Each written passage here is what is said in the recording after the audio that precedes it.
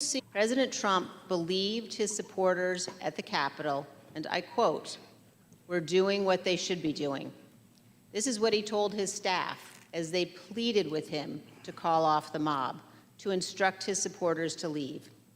Over a series of hearings in the coming weeks, you will hear testimony, live and on video, from more than half a dozen former White House staff in the Trump administration, all of whom were in the West Wing of the White House on January 6th. You will hear testimony that, quote, "The president did not really want to put anything out, calling off the riot or asking his supporters to leave." You will hear that President Trump was yelling and, quote, "really angry at advisors who told him he needed to be doing something more." And aware of the rioters' like being a chance fucking to leader? hang Yeah. Mike Pence, the president responded with this sentiment, quote, "Maybe our supporters have the right idea." Yikes! Mike Pence, quote, "deserves it."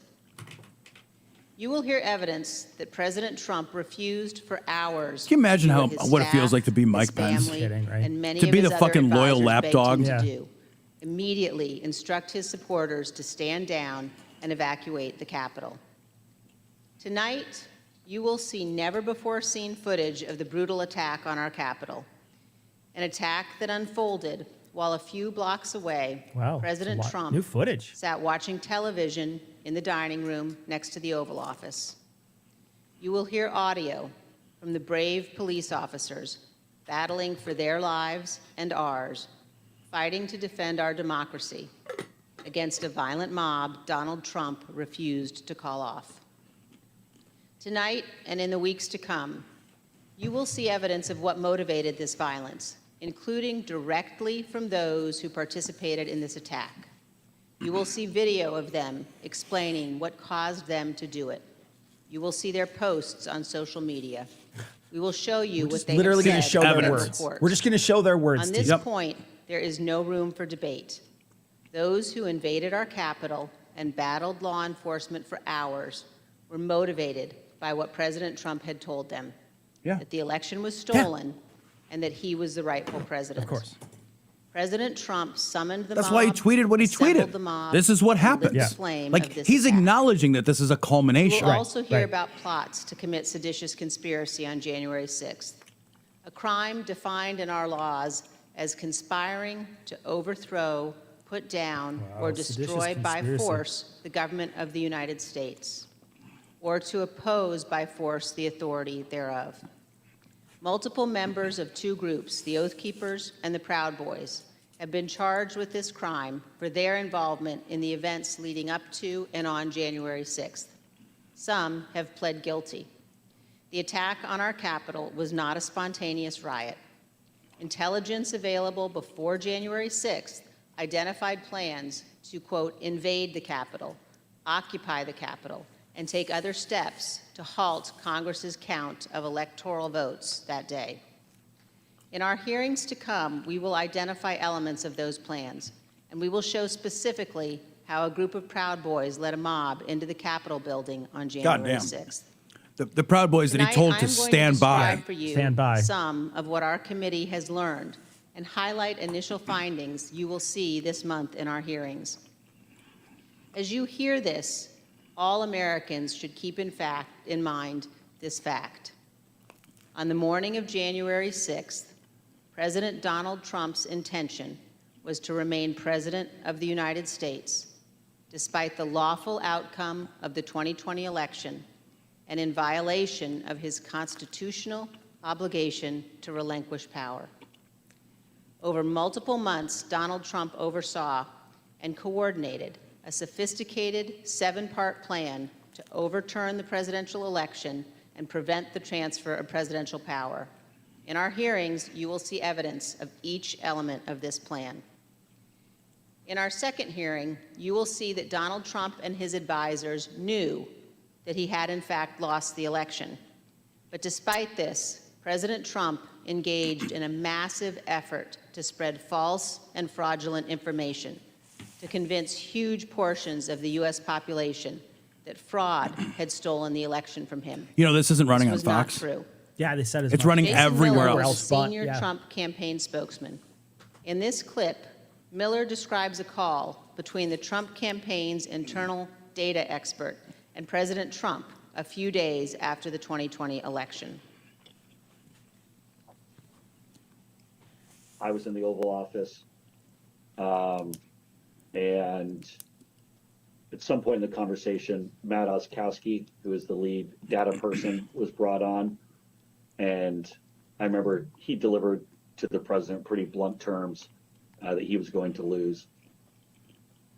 And that was based, Mr. Miller, on Matt and the data team's assessment of the sort of county by county, state by state results as reported? Correct. Alex Cannon was one of President Trump's campaign lawyers. He previously worked for the Trump Organization. One of his responsibilities was to assess allegations of election fraud in November 2020.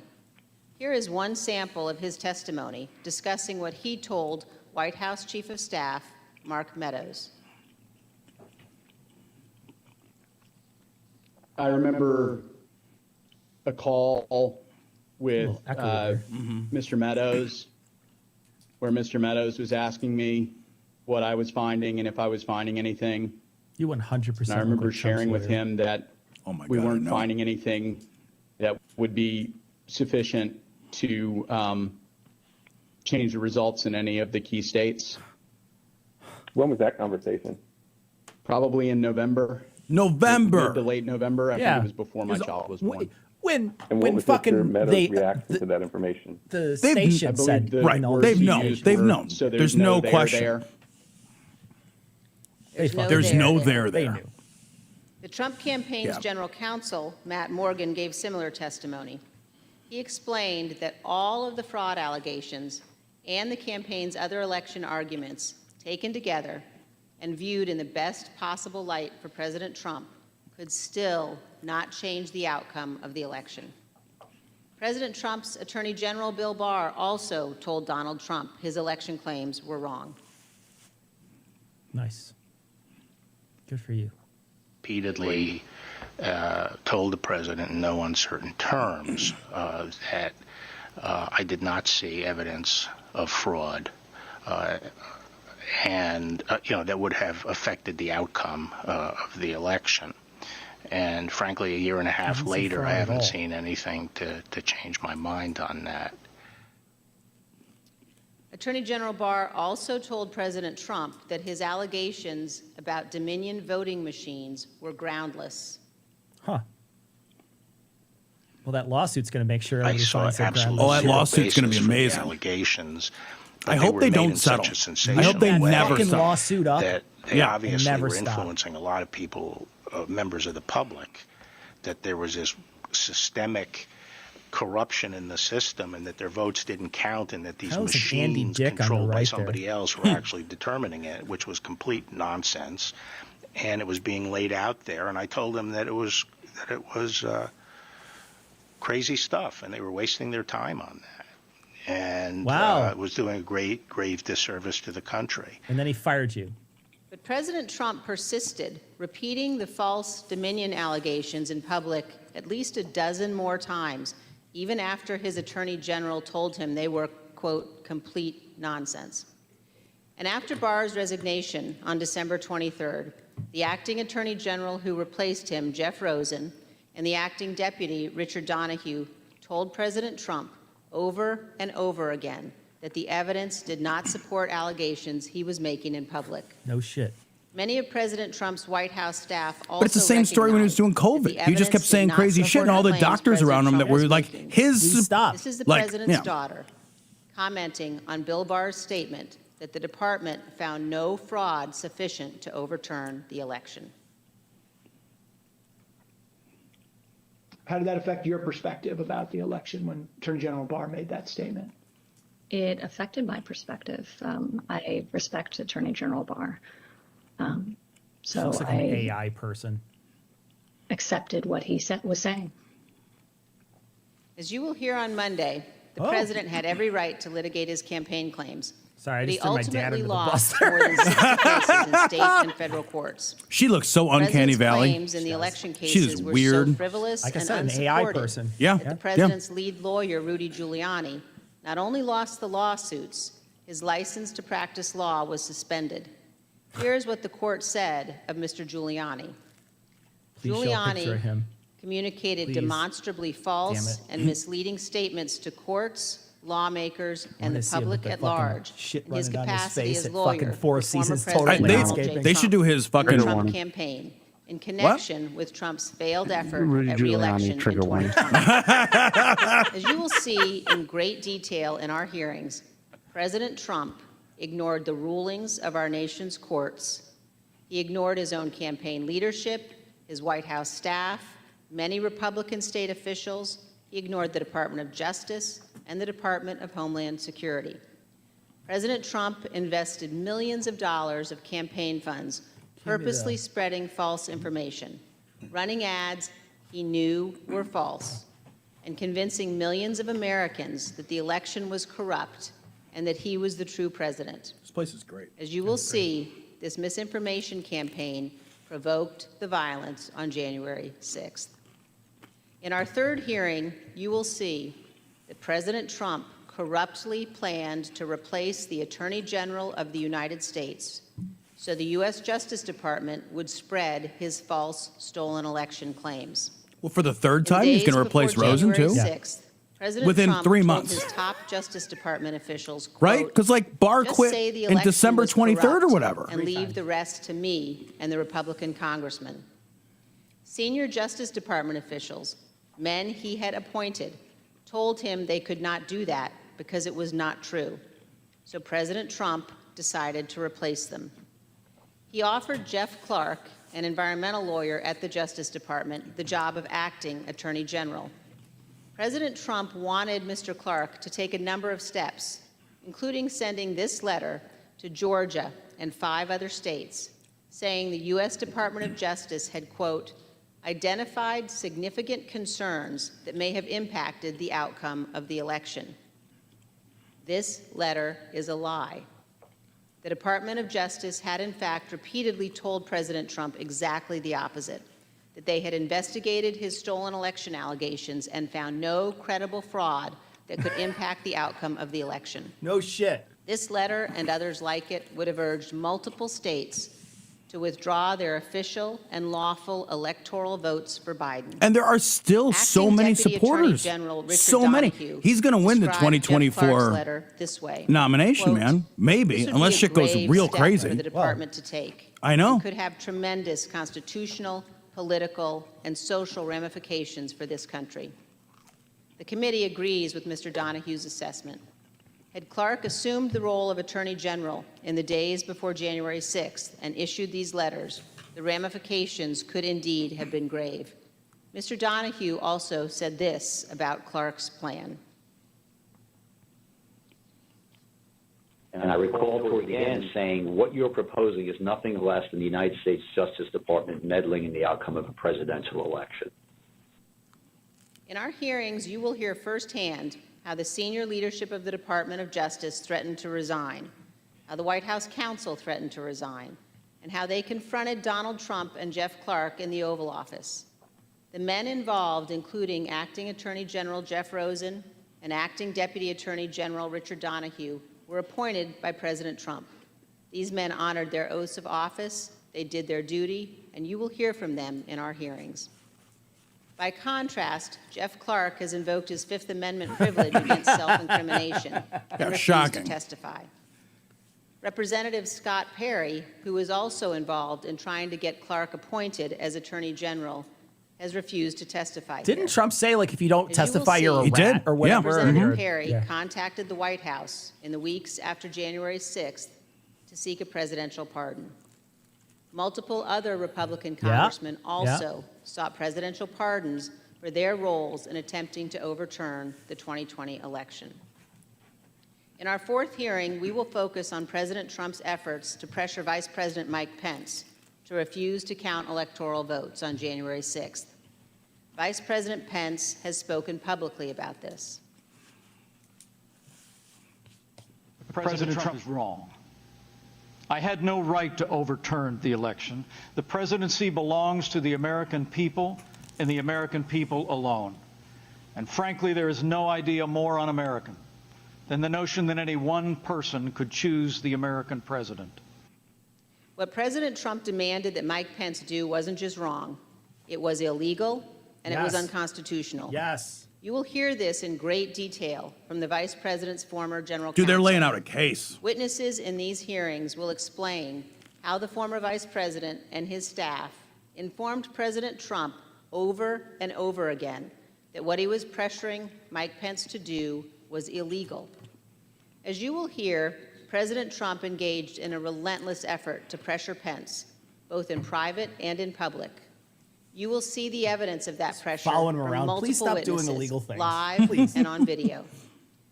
Vice President Pence demonstrated his loyalty to Donald Trump consistently over 4 years, but he knew that he had a higher duty to the United States Constitution. This is testimony from the Vice President's Chief of Staff. Wow, he barely did what he was supposed to.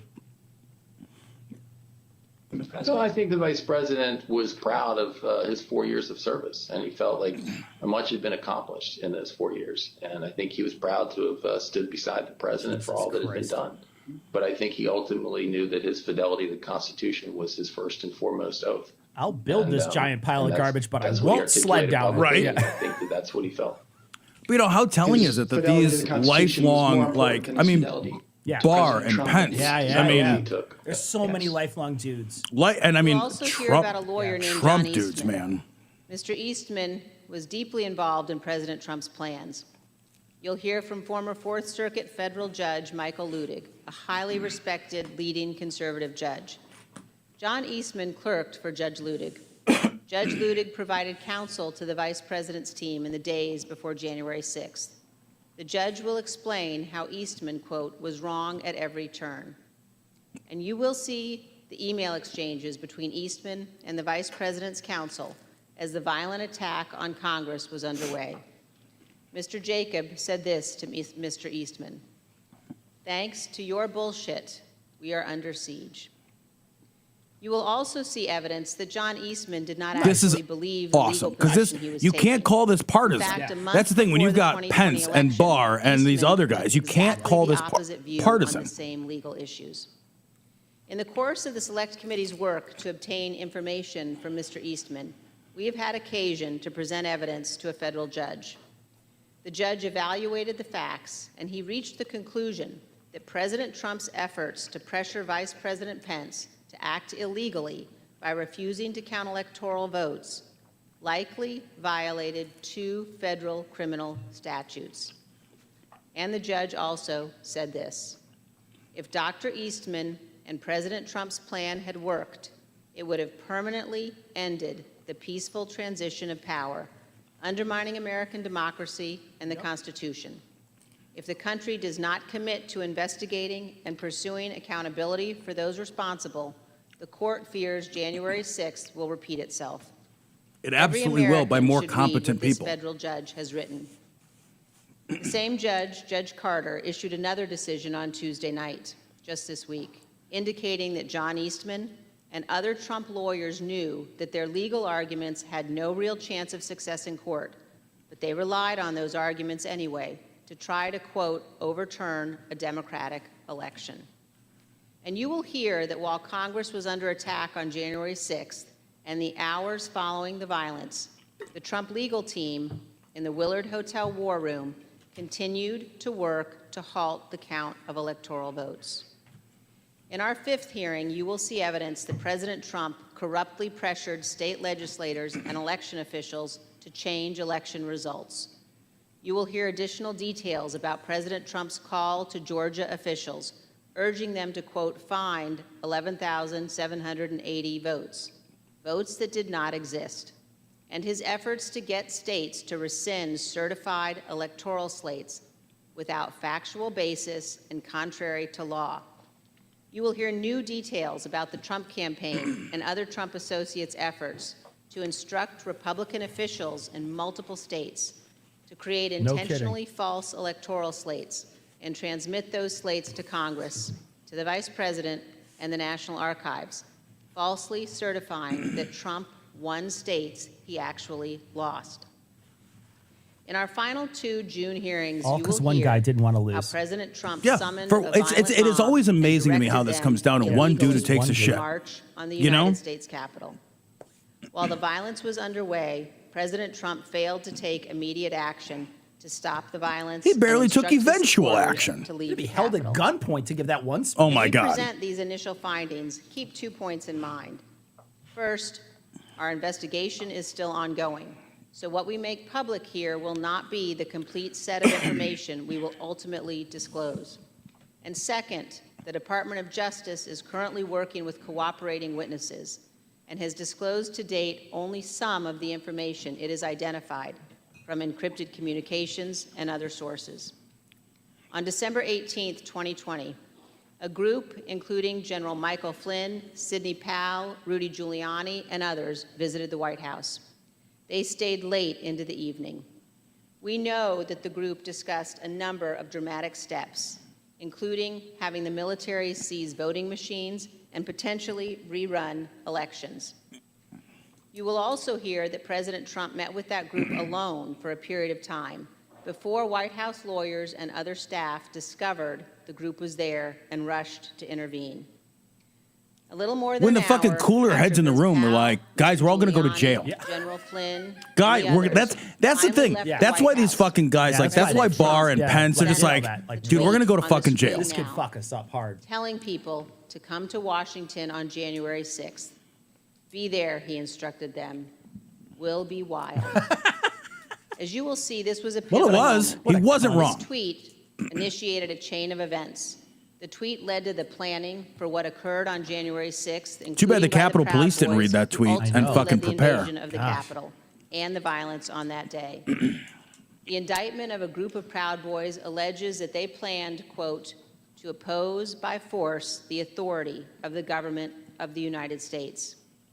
And according to the Department Okay, well, of when you Justice, say it out loud, Yeah. on it sounds. January 6th, Cecil, 2021, why do they say it out loud? Defendants directed, mobilized, Why do they and all led say it out members loud? of the crowd onto the Capitol You know? grounds and into the Capitol, leading to the dismantling of metal barricades, They're all like the destruction of property, bad breaching villains of in the a movie Capitol that have to like building, monologue Tell their. what they did.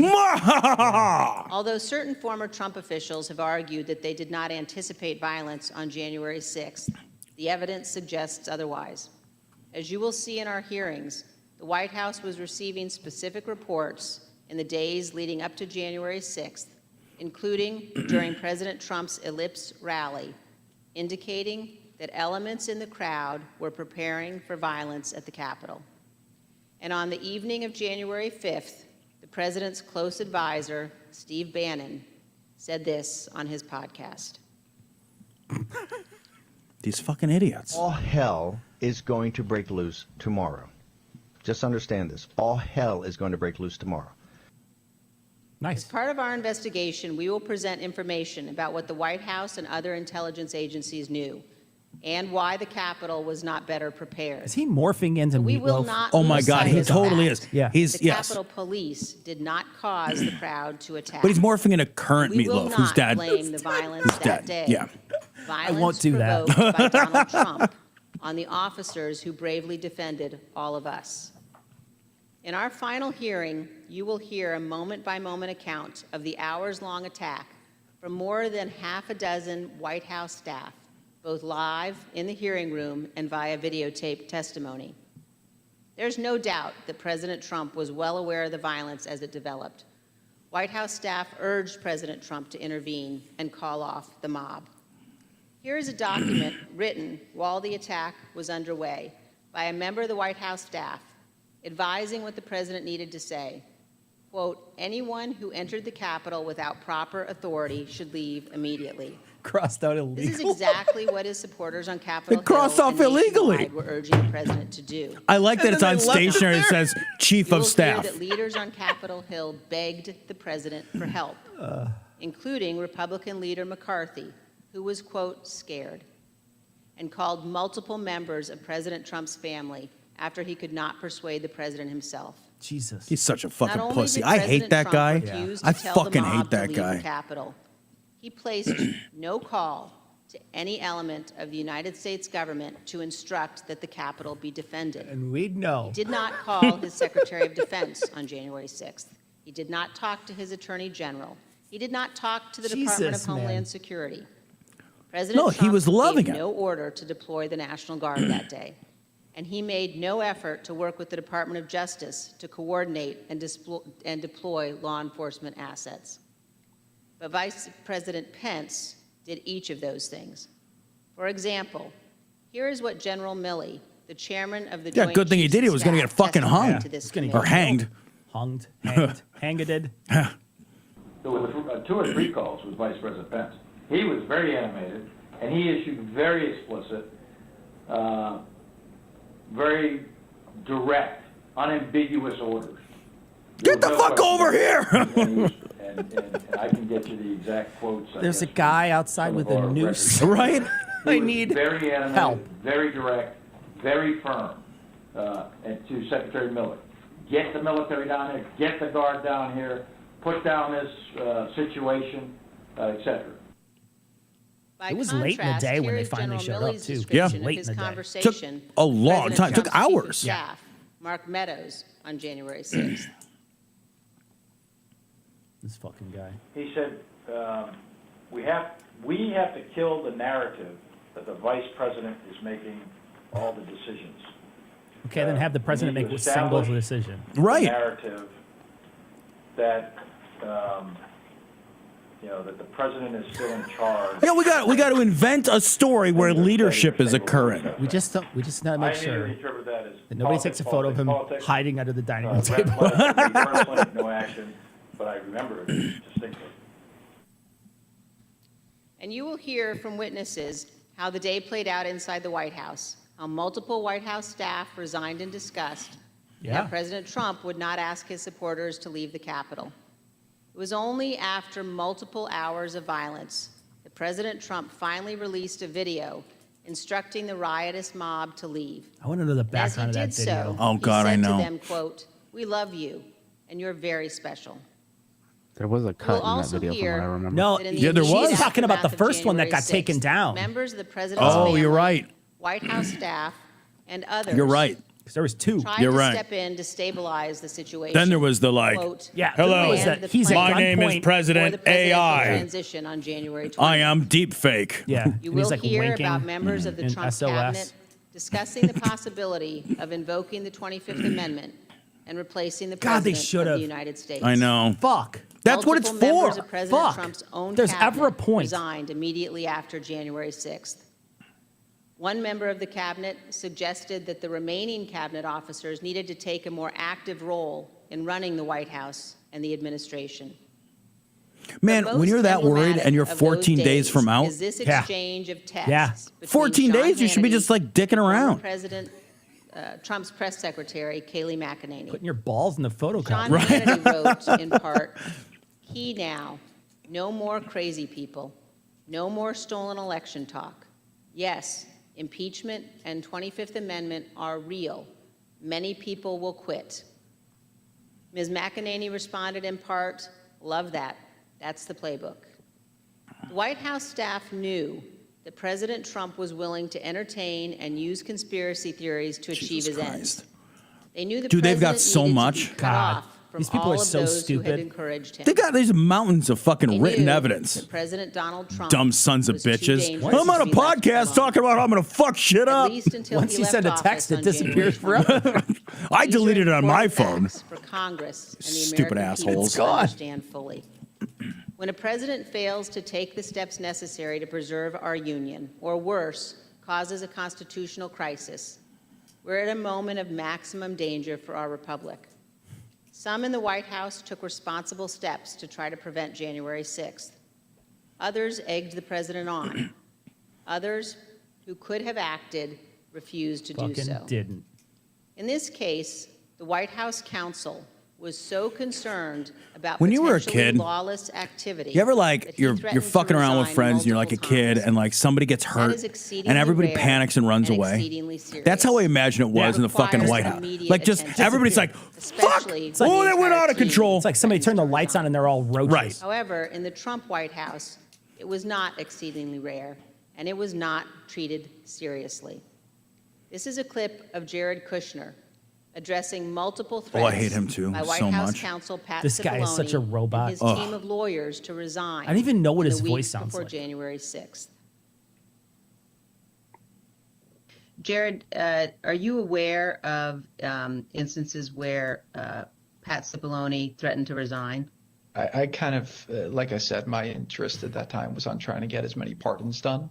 And I know that, he was always, him and the team were always saying, oh, we're going to resign. We're not going to be here if this happens, if that happens. So I kind of took it up to just be whining, to be honest with you. Whining. There's a reason why people serving in our government take an oath to the Constitution. As our founding fathers recognized, democracy is fragile. People in positions of public trust are duty-bound to defend it, to step forward when action is required.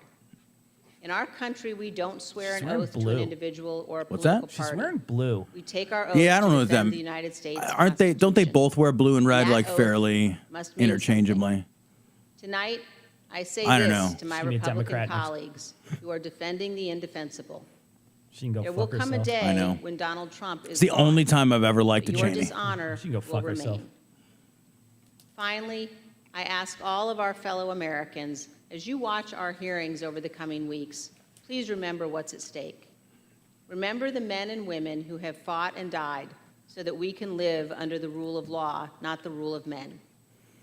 I ask you to think of the scene in our Capitol Rotunda on the night of January 6th. There, in a sacred space in our constitutional republic, the place where our presidents lie in state, watched over by statues of Washington and Jefferson, Lincoln and Grant, Eisenhower, Ford, and Reagan.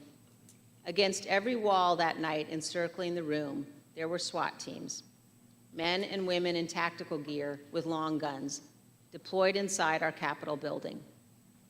There in the rotunda, these brave men and women rested beneath paintings depicting the earliest scenes of our republic, including one painted in 1824 depicting George Washington resigning his commission, voluntarily relinquishing power, handing control of the Continental Army back to Congress. With this noble act, Washington set the indispensable Those example two adult of the children. peaceful Yeah, transfer of that's, power. all I'm doing is looking at how President weird the Reagan painting called looks like. nothing less And they than all look like miracle. super slender men, The like they're sacred really obligation long to and defend stretchy. this peaceful transfer of power has been honored by every American president, except one. Yep. As Americans, we all have a duty to ensure that what happened on January 6th never happens again, to set aside partisan battles, to stand together to perpetuate and preserve our great republic. Thank you, Mr. Chairman. Good message, but As we provide how many people on the other answers side to listen to that? American You know? I know. about January 6th, it's important that we remember exactly what took place. That this was no tourist visit to the Capitol. God, that's so insulting. Most of the footage we are about to play has never been seen. Oh, The Select I'm interested. Committee Me too. obtained it as a part Content of our warning, guys. investigation. Yeah. This isn't easy to watch. I want to warn everyone that this if they video show any of the includes shooting, you should violence and strong cut away. language. we won't be able to do content it in warning, time. guys. There may be shooting. I can't. Yeah, there won't be. No, that's a TOS of the violation. We have to violence cut of away. January I'll 6th. I'll If do you my see anything best. quick, I don't. shut it I down. don't know what to do, Ian. I mean, You just quick cut. quick cut. All right, I'll quick cut to us. For awareness, be advised, there's probably about 300 Proud Boys. They're marching eastbound. And I this can- is 400 I can hit block the of, side by side if it actually happens. on the mall towards the United States Yeah, I have a Capitol. delay. I'll do my best. I'll try to avoid it, guys. I'll do my best. Look how because- prepared they To are. say what's going to happen today because everyone's just going to have to watch for themselves. Yikes. But it's going to happen. Woof. Something's going to happen. Woof. Who's free? Our streets! Who's free? Our streets! Who's free? Our streets! I mean, they got like fucking like helmets and shit. Yeah, like they're these not guys there. are ready. These guys They are know ready what's to do going some on. shit. Don't make us go against you. I'm just picking a side. Pick a side. These are our streets. fat fuck. I hope Mike is going to do the hate right these thing. I people. hope so. I hope so. Because if Mike Pence does the I hate right those thing, fucking tough guy we win the motherfuckers election. so much, man. All Vice That fucking President false Pence has tough guy to do shit. is send it back to the states to recertify, and we become president, and you are the happiest people. Mike Pence is going to have to come through for us, and if he doesn't, that will be a sad day for our country. Because you'll never take back our country with weakness. You have to show strength, and you have to be strong. What the hell is that other than a call to violence? I know, because it's otherwise a weird, meaningless It does gibberish look like statement. We're going to have an ad hoc march stepping off here. There's a crowd surge heading east. We love Trump! We love Trump! We love Trump! We love Trump! We love Trump! We love Trump! We love Trump! Mike Pence, I hope you're going to stand up for the good of our Constitution and for the good of our country. And if you're not, I'm going to be very disappointed in you. I will tell you right now.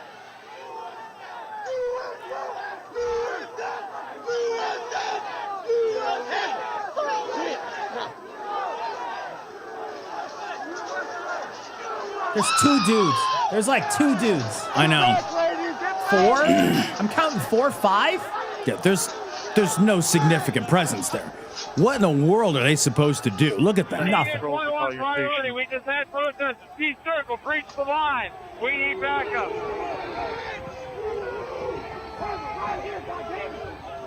That guy's trying to corral him.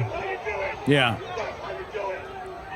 Yeah, but even so, guy's wearing a fucking bike helmet, man. Yeah. Like, Does he have a bat? He's got like, is that a kid? No, that's a girl. Okay. Oh, it's a Madam flag. Speaker, the Vice President, and the United States Senate.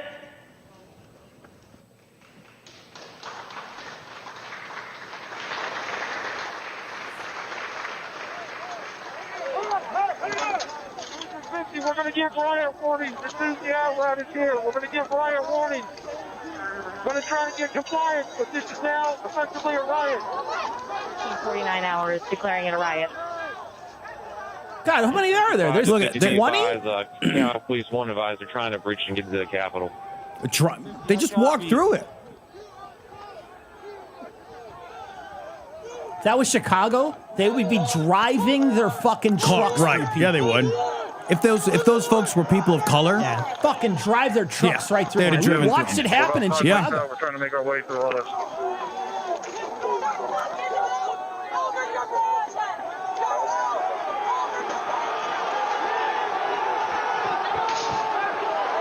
Yeah, it's a tourist visit.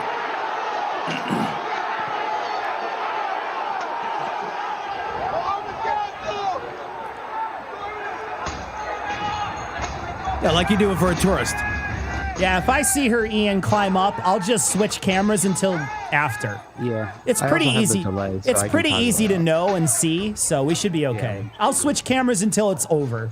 People know what happened. It's not a secret. Be advised, they're requesting additional resources on the east side. Jesus, as look they've at all those broken into people, that window man. And they're trying to kick it Yeah, in. man. There's some people who are like, I'm not going in there, but then there's a bunch that are just like, I don't know. Yeah. When's the tour start? Yeah, there's the Proud Boy who was they fucking... show them all Yep. too, man. Without They got objection, you, the bro. chair declares the House in recess sure that's pursuant not to an Clause Antifa? 12B of Rule 1. Maybe. Mike Pence didn't have the courage to do what should have been done to protect our country and our Constitution, giving states a chance to certify a corrected set of facts, not the fraudulent or inaccurate ones, which they I like the guy who's trying to compete with him who's screaming. Right. demands the truth. Yeah, they're reading out those tweets, man. If he had tweeted out, hey, assholes, go home. It might have been something different. Yep. This isn't the way we get our justice, whatever. Hang Mike Pence. There it is. Oh, look at that. Crazy.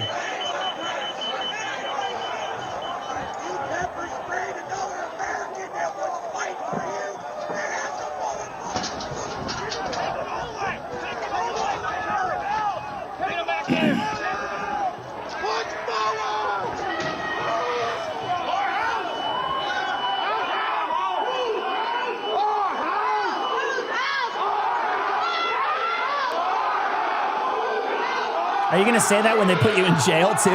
Dude, I hope all these dumb fuckers got COVID at least. Yeah. So they needed a keeper for that crypt. Crypt is breach. That's where they keep Mike Pence.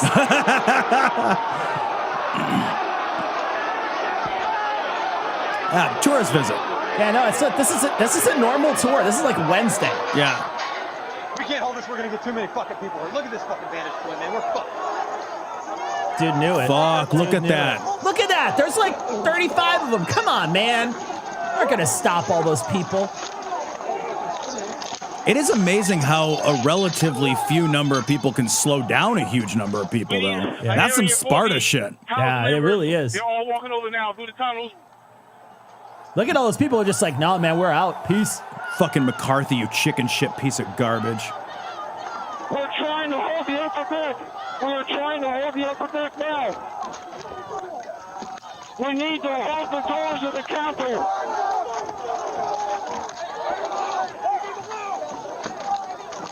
I need public support.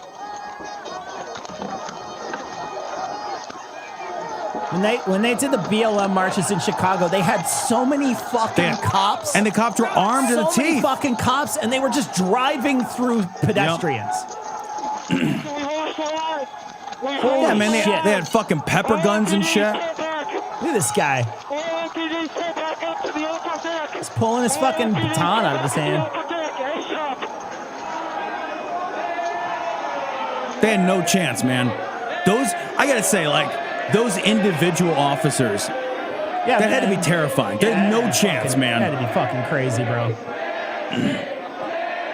Some of those people just pieced out too. They like let people in and stuff. And I mean, you can hardly blame them if there's like 700 people in your face. Yeah, what do you... Yeah, I remember this. I remember seeing this shit. Yeah. Well, not like this exactly, but in the speaker Start Pelosi. moving their resources inside. Look at this guy. They're gonna start the Fucking, M4 how are these officers people not charged with assault of a police officer? Why are they being charged with these bullshit charges for the most part? I like that he dropped his "Don't Tread on Me" flag on the ground for a second, so it could easily be tread on. You know, that's the best way to get that flag tread on. By the way, I like to look at that. Oath Keepers right here. Yeah, and look man. how geared up they are. Yeah, man, they're fucking ready to go. H208 with 4 members. The door's barricaded. There's people flooded the hallways outside. We have no way out. That one dude who walked him down the wrong hall. On the House floor. Yeah. Dude, there's some serious fucking... It's coming up, maybe. It's time to evacuate so we can We'll secure see. the members on the other side. Copy. I don't think this dude shot. This dude doesn't shoot. No, it's the door. It's up to us It's the people other now. hall. Be American. Yeah. One more time. Guy looks like fucking Andy from Parks and Rec. Whatever it takes, I'll lay my life down if it takes. Yeah, you'll go to jail if it takes. That's why we showed up today.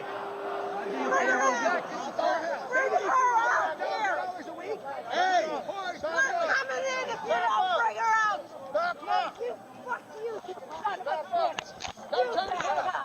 Somebody needs to stop day drinking. Jesus Christ.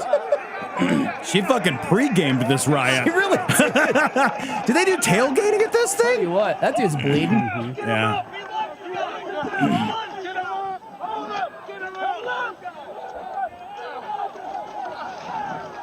Yeah, 100 officers were injured.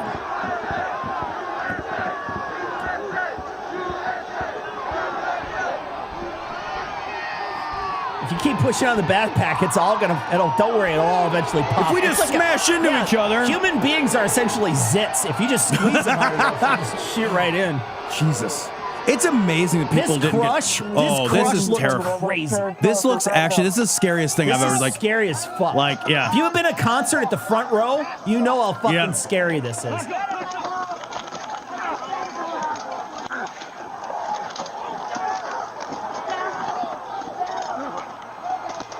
I don't understand why these guys aren't being charged with bigger charges, man. I know, man. I know. I don't understand. They're getting like these Especially that one bullshit guy who, charges. like, beat the shit out of somebody. I know. And they're like, he's like, yeah, I don't remember doing it. What the fuck? I don't get it. Look at this shit. Why are they not going to fucking prison for 25 years?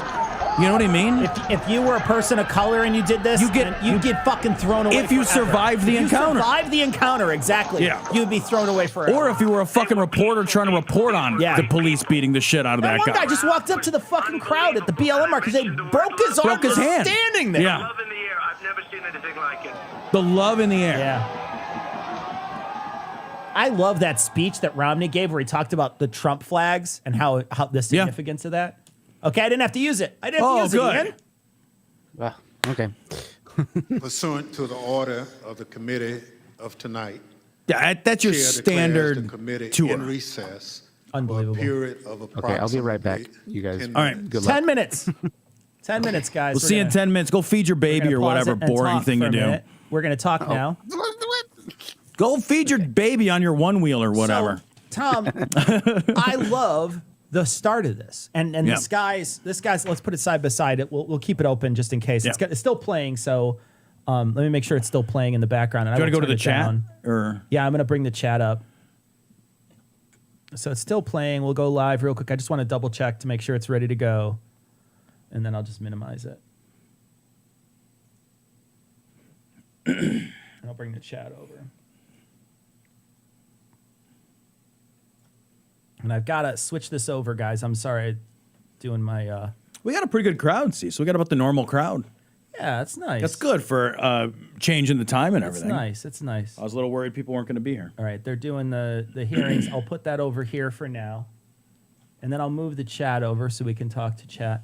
So, Tom, at the beginning, really strong language, which I really love. And it felt like they weren't pulling any punches whatsoever in the very beginning. And he said some things that were like, that felt like it's a criminal case. You know what I mean? More so than what you've been hearing lately. You know what I mean? Like we've been hearing, there's sort of this back and forth that you've been hearing a lot. And this feels a lot more like a criminal case than it has in a long time. I agree. I think the whole thing, I think from Benny to Cheney, I think the whole thing has been really unequivocal.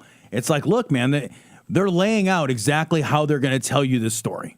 Yeah. And I love when they do that because it sets up the entire outline of like, all right, we're going to do this, we're going to do this, we're going to do this. But like, make no bones about it. They fucking knew. Yeah. Every single thing. And that's Trump's his whole like get out of fucking whatever free card has always been this sort of dance around knowledge. Yeah. It's like the thing he said that we were like, what else could that mean other than sure. Yeah. Right. But that's what he does all the time. He's like, what? I just said a thing that sounded a lot like an insurrectionist thing to say. I didn't mean inject bleach into your system or whatever. When I said hang Mike Pence, what I wanted you to do was cup his balls very gently. Right. That's exactly. And see how hung he was. Right, there you go. What I was. That's what it. I was right. looking for. Check his fucking Hoosiers and make sure. About, like, killing him. Right. No, that's ridiculous. Don't be ridiculous. Outrageous. Yeah. I never even insinuated such a.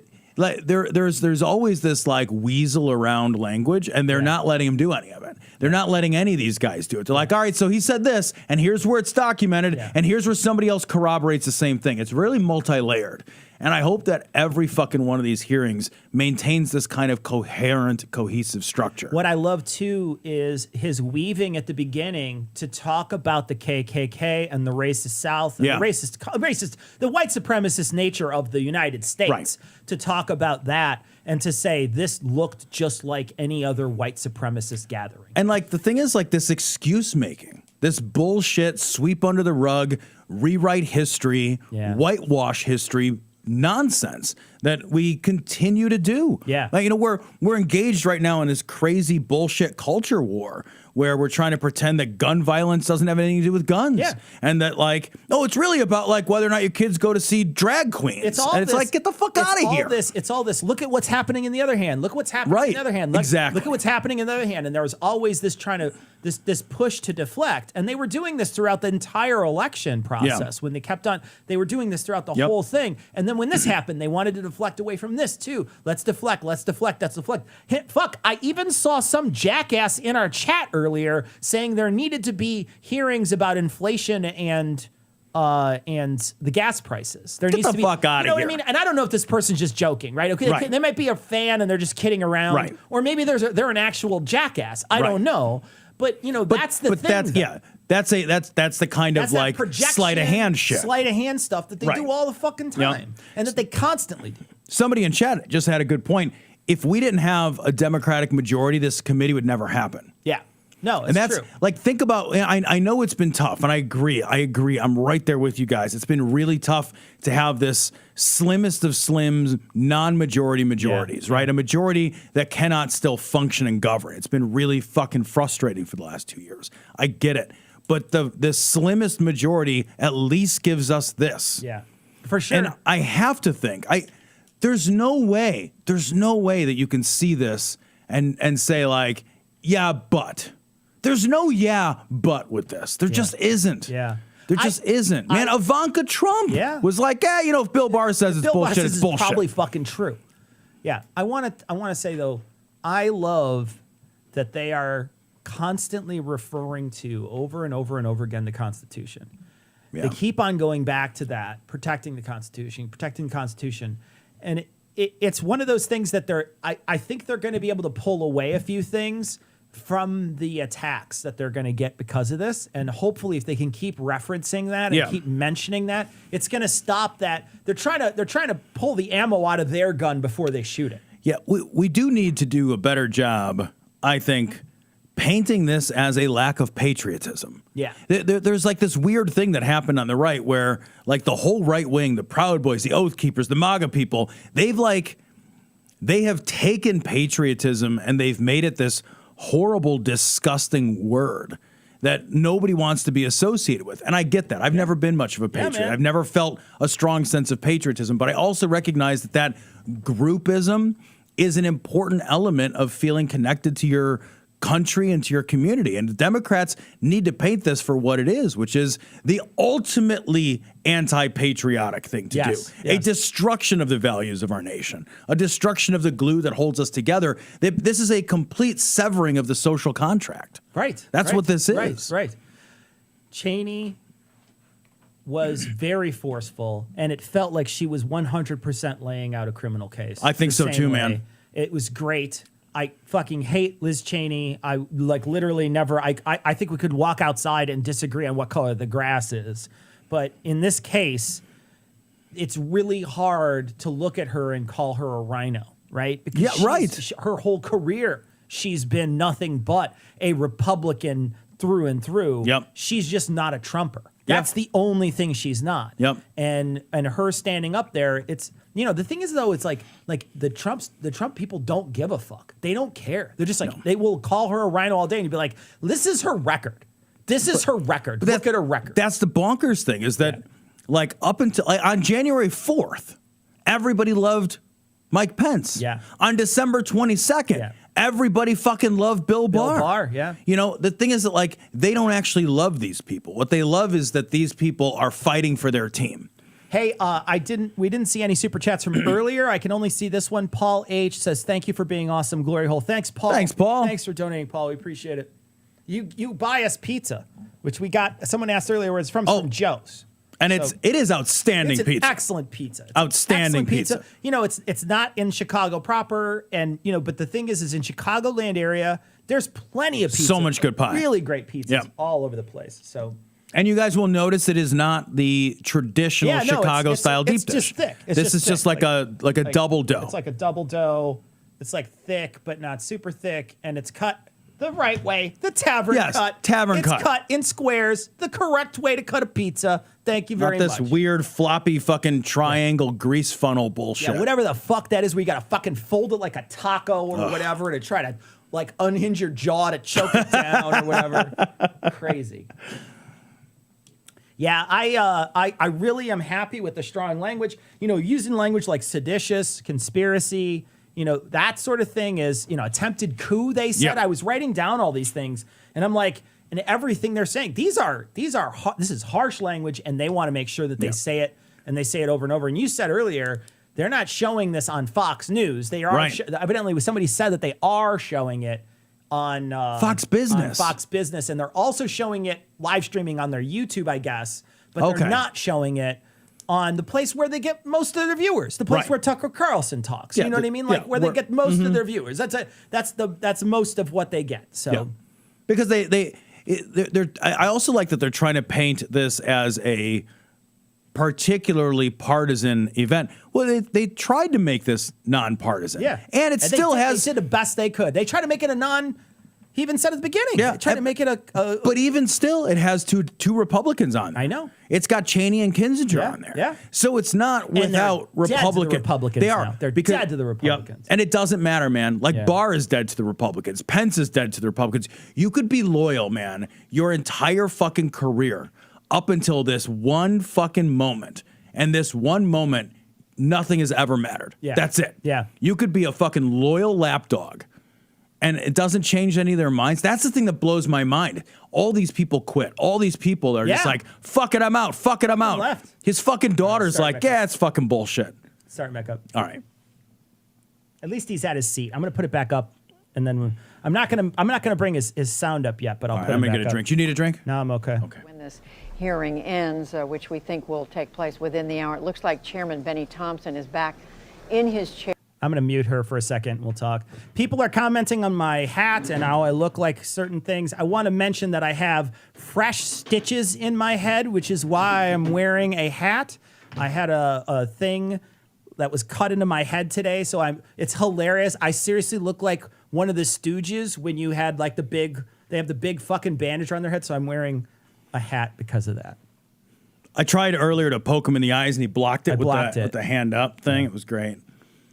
Officer Carolyn Edwards has been with the United States Capitol Police since 2017. I got to move that chat over here. On January 6th, Officer Edwards was assigned to the First Responder Unit, which serves as the first line of defense at the Capitol complex.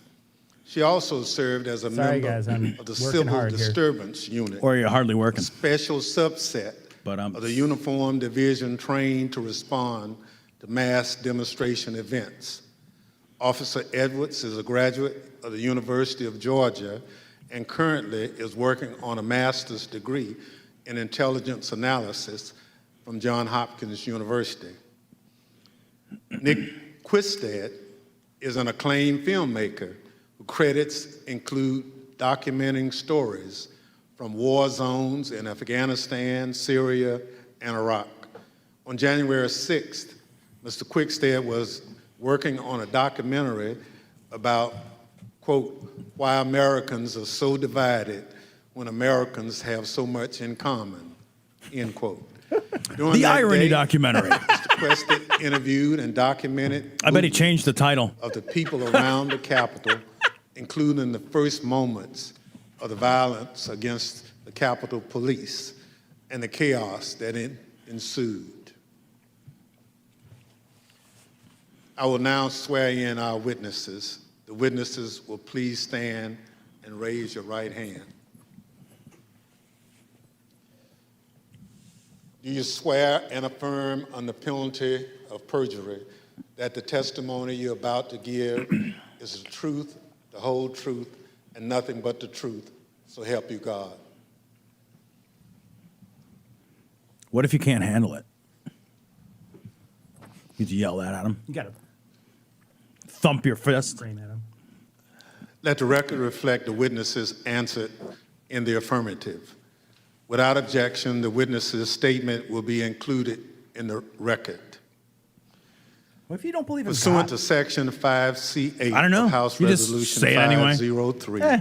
I recognize myself for question. Whatever. Your moral I still As you recognize saw perjury. Just a few minutes ago, the Proud Boys instigated the first breach of the Capitol just before 1 o'clock p.m., where rioters pushed over barricades near the Peace Circle at the foot of the Capitol. Our two witnesses tonight were both there at the time of that first breach. Officer Edwards was standing with other officers behind looks a line nervous of as bike shit, dude. racks that marked the perimeter of the Capitol grounds. She bravely tried to prevent an angry crowd from advancing on the Capitol. Wow. Unfortunately, she was overrun and knocked unconscious as the crowd advanced on the Capitol. Mr. Quickstead was a few yards away from Officer Edwards, taking footage of the Proud Boys as part of his work on a documentary film. Most of his footage has never been shown publicly before we shared it this evening. Officer Edwards, I'd like to start by asking if you could tell us why you believe it's important for you to share your story this evening with the committee and the American public. Oh, please, your microphone.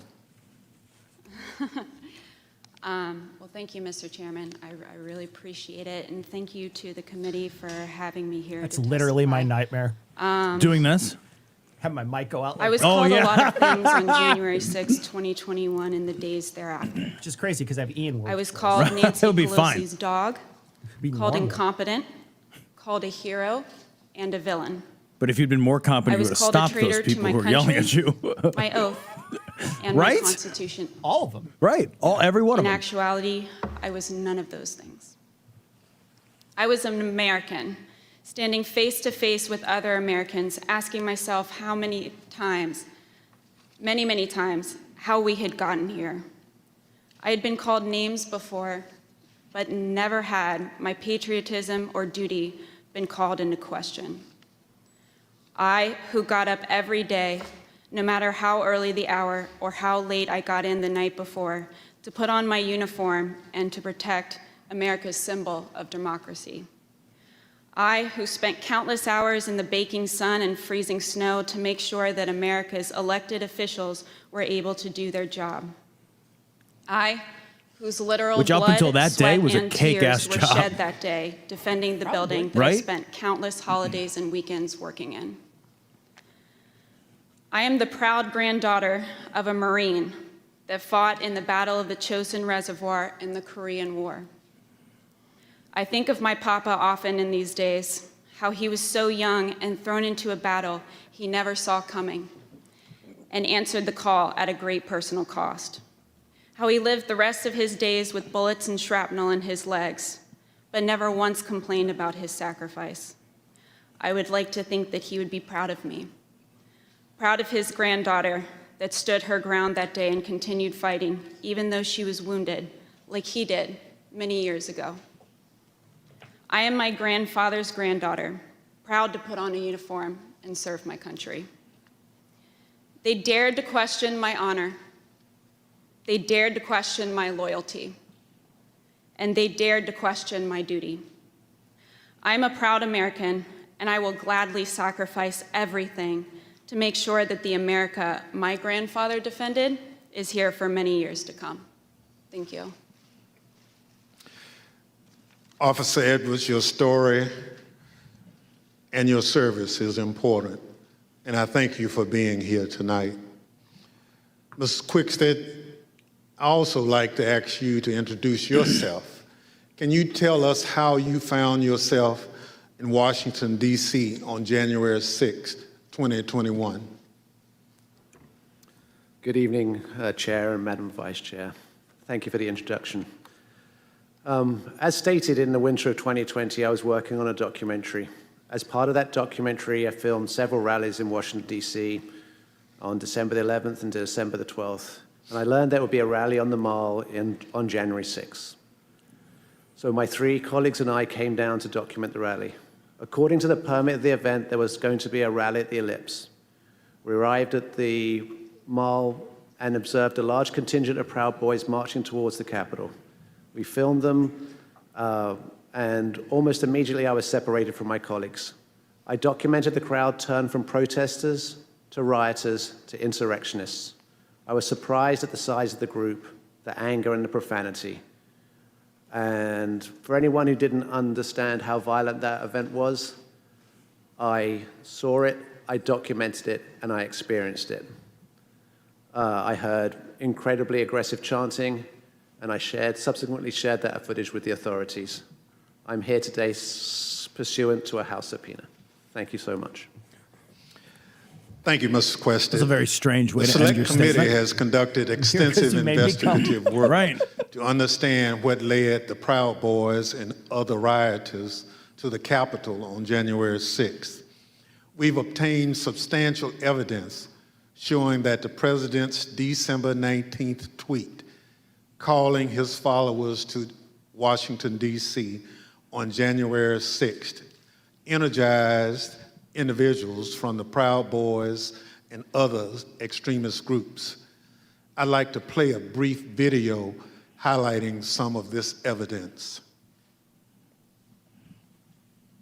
My name is Marcus Childress, and I'm an investigative counsel for the Select Committee to investigate the January 6th attack on the United States Capitol. What do you want to call them? Give me a name. Give me a White name. supremacists and Who would right you like me to condemn? White supremacists and right Proud Boys, stand back and stand by. After he made this comment, Enrique Tarrio, then chairman of the Proud Boys, said on Parler, "Standing by, sir." During our investigation, we learned that this comment during the presidential debate actually led to an increase in membership from the Proud Boys. Would you say that Proud Boys numbers increased after the stand back, stand by comment? Exponentially. I'd say tripled probably, with the potential for a lot more eventually. And did you ever sell any stand back and stand by merchandise? One of the vendors on my page actually beat me to it, but I wish I would have made a stand back, stand by shirt. On December 19th, President Trump That's good. tweeted You're about even the still January thinking 6th that? rally and told attendees, "Be there, we'll be wild." Many of the witnesses that we interviewed were inspired by the president's call and came to D.C. for January 6th. But the extremists, they took it a step further. They viewed this tweet as a call to arms. No shit. A day later, Because the it Department of was. Justice That's what it describes how the was. Proud Boys created a chat called the Ministry of Self-Defense Leadership Chat. In this chat, the Proud Boys established a command structure in anticipation of coming back to D.C. on January 6th. The Department of Justice describes Mr. Tarrio coming into possession of a document called the 1776 Returns, which describes individuals occupying key buildings around the United States Capitol. The Oath Keepers are another group that the committee investigated. You better get your ass to D.C., folks, this Saturday. Oh, thank God. Yeah, if you don't, there's going to be no more Republic. But we're not going to let that happen. It's not even an if. It's either President Trump is encouraged and bolstered and strengthened to do what he must do, or we wind up in a bloody fight. We all know that. The fight's coming. The Oath Keepers began planning to block the peaceful transfer of power shortly after the November 3rd election. And according to the Department of Justice, I don't know if that happens every time they like the cut. Oath Keepers leader said to his followers that we were not going to get through this without a civil war. Nice. In response to the December 19th, 2020 tweet by President Trump, the Oath Keepers focused on January 6th in Washington, D.C.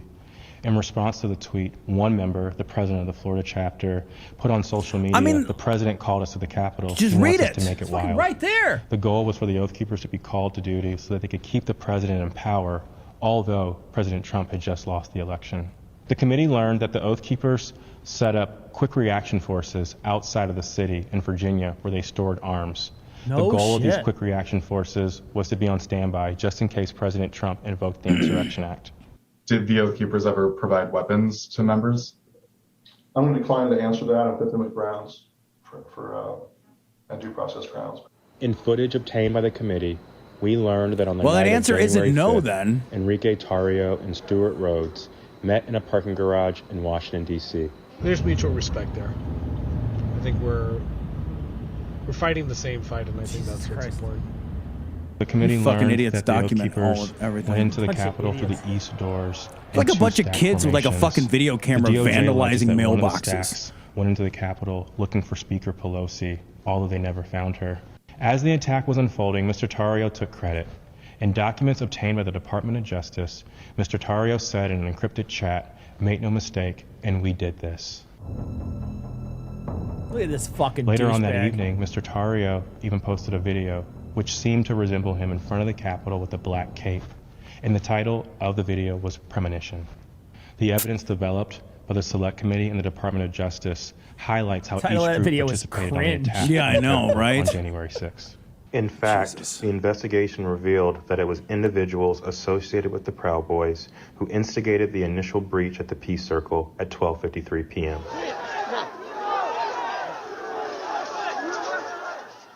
Within 10 minutes, rioters had already filled That's the fake. Lower West That's Plaza. not the real. That looks like By a 2 model. o'clock, That looks like a model. rioters Doesn't had even reached look the real. doors on the west and the east plazas. And by 2:13, rioters had actually broken through the Senate wing door No shit. and got into the Capitol building. A series of They've breaches got to get followed. better windows. At 2:25 p.m., Or weaker rioters shields. breached the east side doors to the rotunda.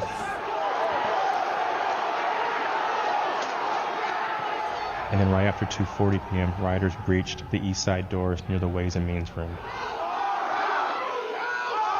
Once the rioters infiltrated the Capitol, they moved through the crypt, the rotunda, the hallways leading to the House chambers. I'll get ready just in and case. even inside the Senate chambers.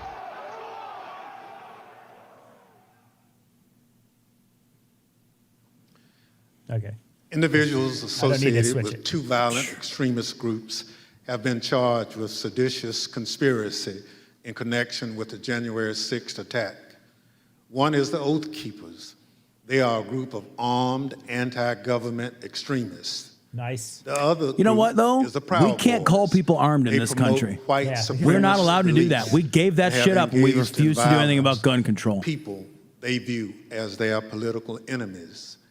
Members of both groups have already pled guilty to crimes associated with the January 6th attack.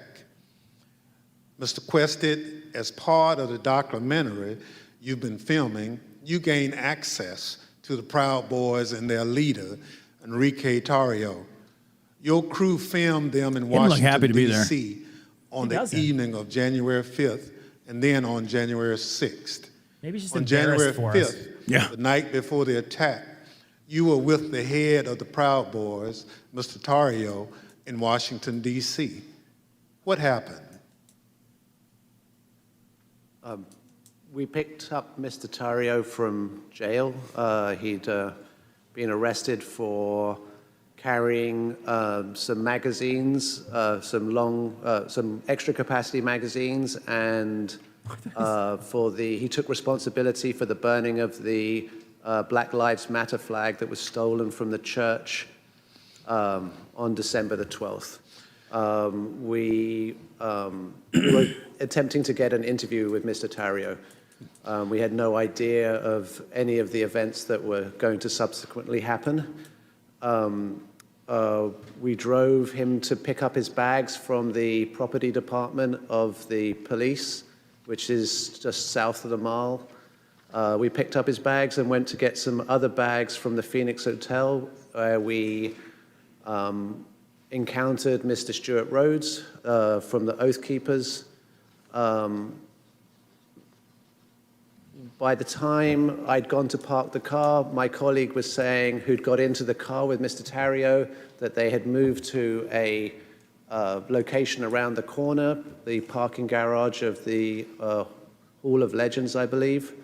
And so we quickly drove over there. We drove down into the parking garage and filmed the scene of Mr. Tarrio and Mr. Rhodes and certain other individuals in that garage.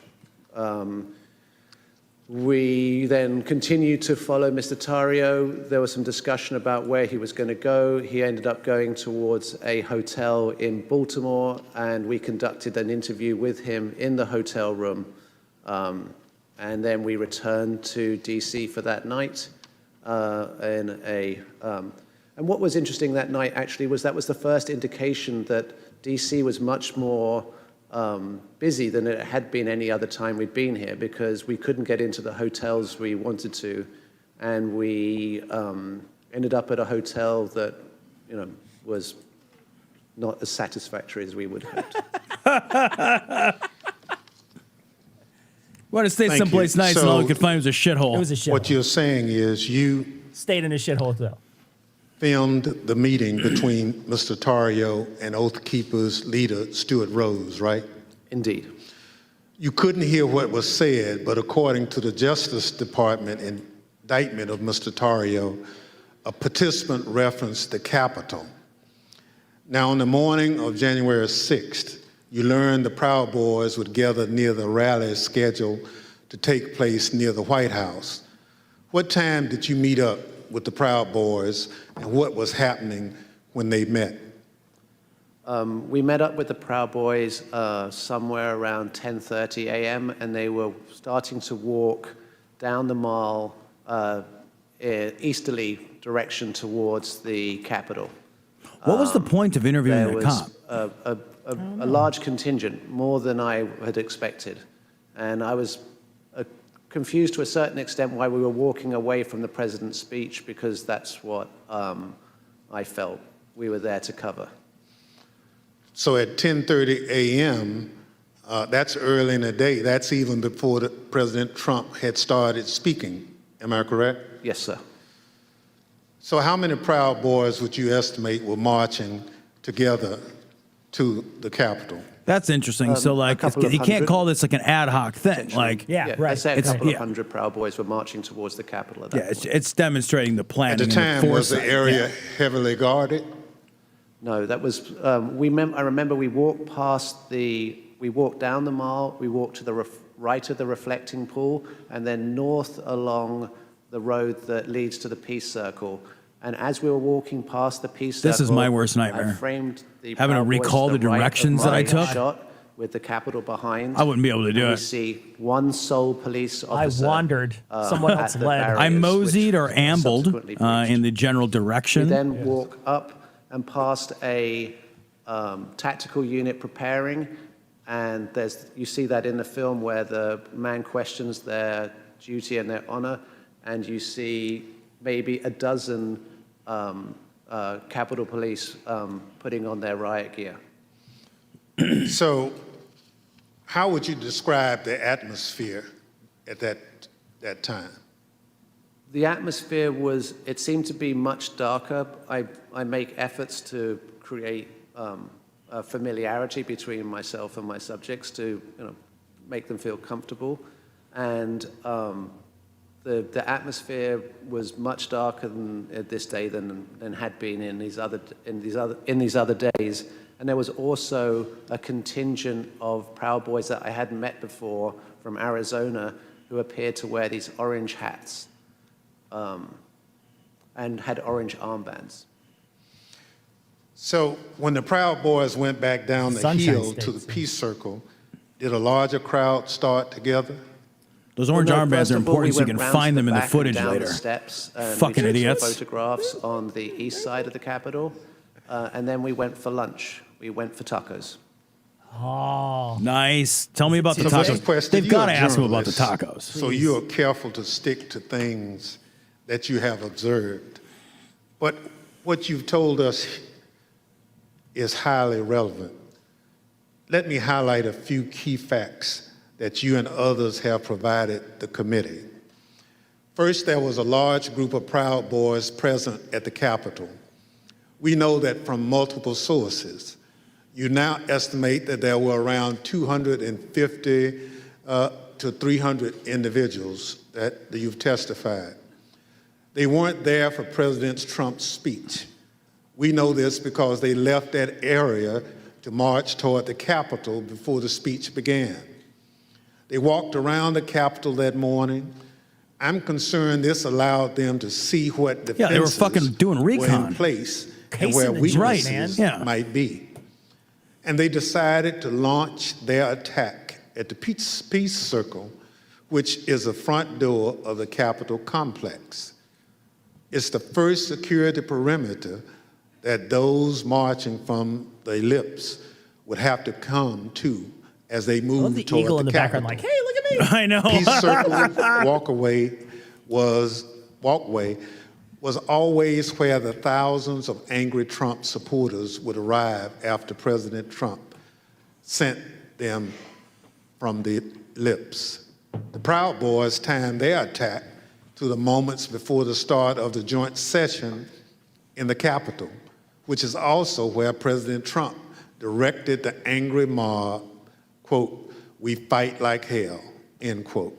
He told them before sending them down Pennsylvania Avenue, right to where the Proud Boys gathered and where you were filming. Now, a central question is whether the attack on the Capitol was coordinated and planned. What you witnessed is what a coordinated and planned effort would look like. It was the culmination of a months-long effort spearheaded by President Trump. Mr. Quested, thank you for your eyewitness account of the lead up to the breach of the Peace Circle. This brings us to a point in time where you and Officer Edwards were in close proximity. At this point, I reserve the balance of my time pursuant to 5C, Section 8 of House Resolution 503. The chair recognizes the gentlewoman from Wyoming, Ms. Cheney, for questioning. Thank you very much, Mr. Chairman. Officer Edwards, I want to start by thanking you for your service and thank you for your courage. Thank you for being here this evening. I know that it's not easy to relive what happened for you and for the officers behind you and for the family members of officers in the audience this evening. But it's really important for the country to have a full accounting and understand what happened. I want to start, Officer Edwards, with a short clip that shows the horrible moment when you were injured. Oh, they as showed the peace this on circle was the breached. piece where she fell. Completely out.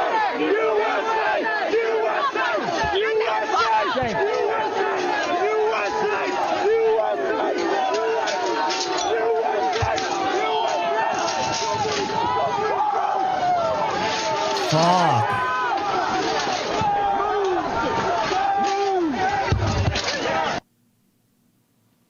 Make America great again. Officer Edwards, USA. can you describe Perfectly shot in there, the too. crowd that had assembled at the Peace Circle as you and your fellow officers stood behind and guarded the bike racks at the Peace Circle? She was trying like hell. She really was to hold that shit all those together. people were, but there's like they 30 were. people I know. There were about, I want to say about 5 of us on that line.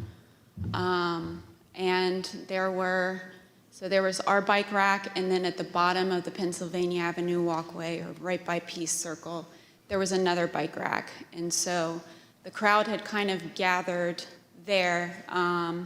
It was the crowd led by Joseph Biggs, and they were mostly in civilian clothes. There were some who had military fatigues on. We could see people with bulletproof vests on, things like that.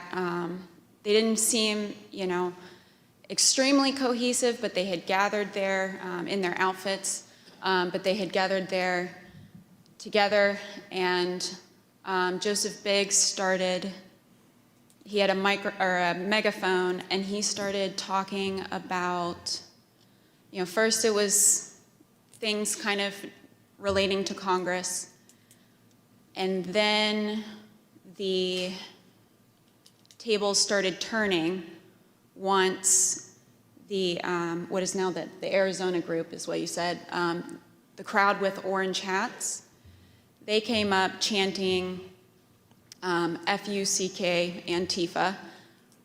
But what does that have to do with anything? They joined that group.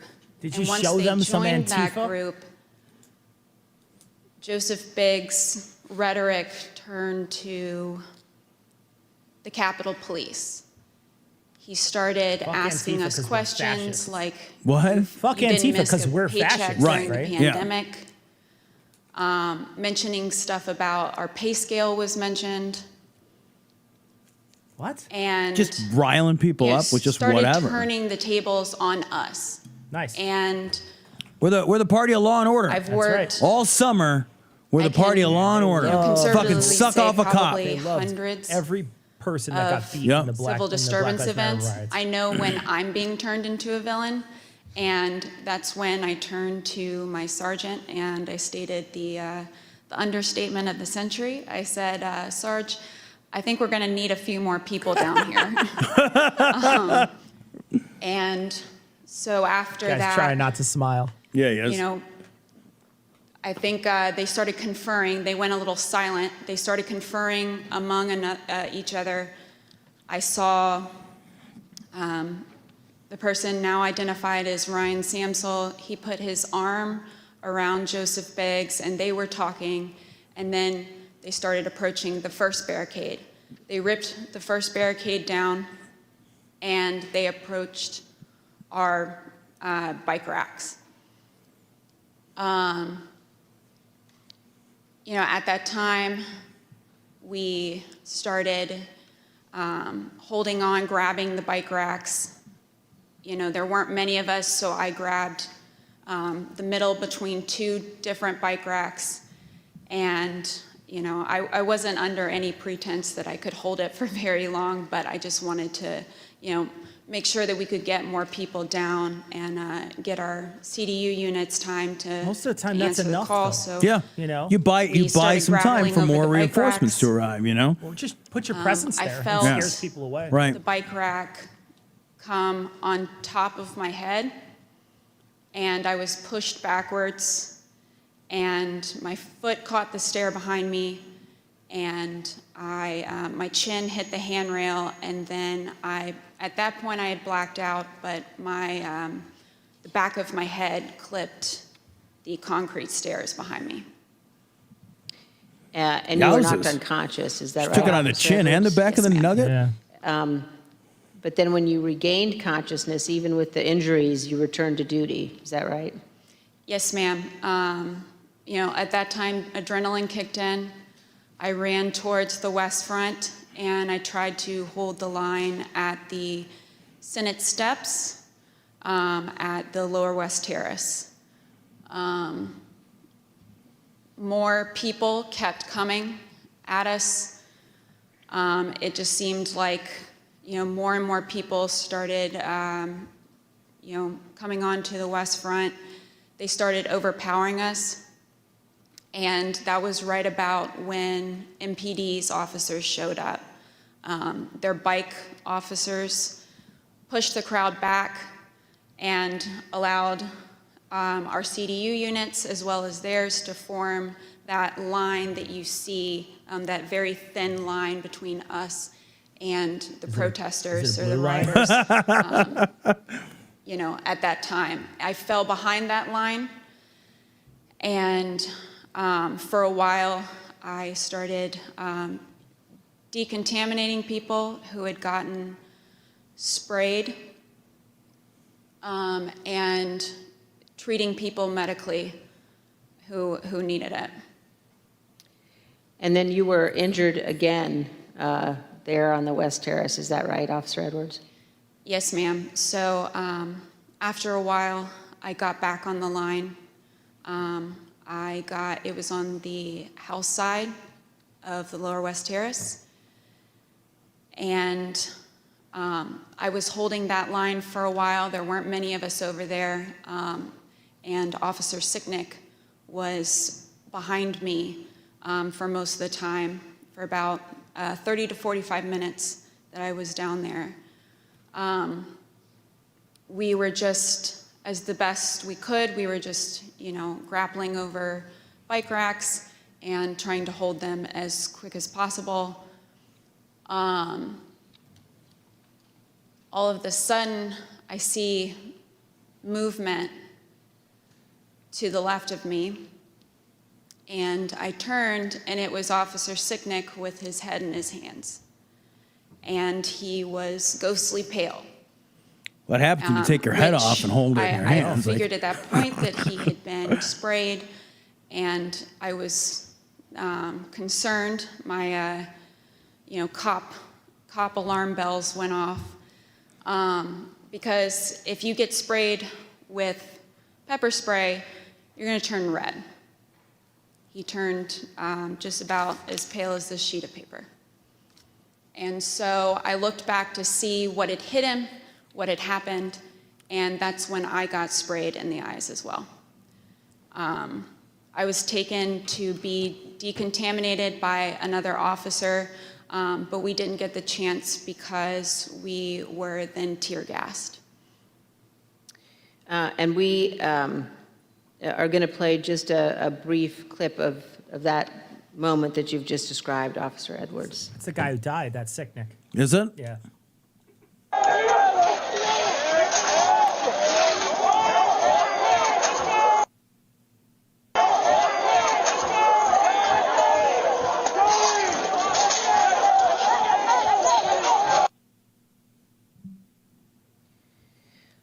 Officer Edwards, I just want to thank you for being here. And I know, again, No, he how didn't get difficult killed it by is. the I mob, know, though, right? He died of like a heart attack or family of something, Officer right? Sicknick Later on in as the Stroke well, later, who's yeah. here tonight.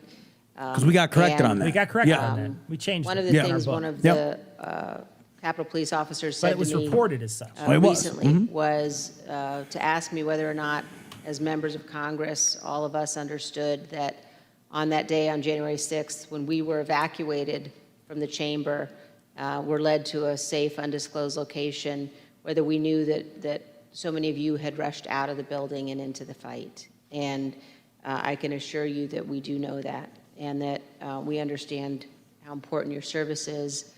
Thank you for your continued work with our committee. You do wonder how and things would have gone if they hadn't bought interviews, time. Thank you very much. Like, would Congress have been able to get out? You know, like, would they have found They Pelosi? have like fucking trap Secret doors tunnels and shit. Yeah, Thank you very much. trap doors with slides. That'd be awesome.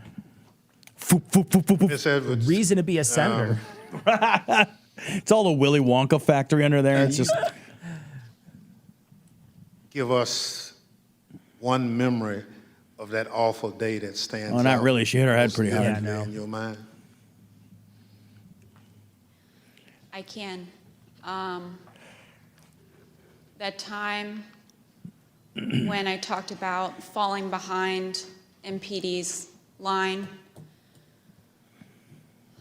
I remember because I had been kind of shielded away because I was holding those stairs, so I wasn't able to really see what was going on over here. When I fell behind that line and I saw, I can just remember my breath catching in my throat because what I saw was just a war scene. It was something like I had seen out of the movies. I couldn't believe my eyes. There were officers on the ground,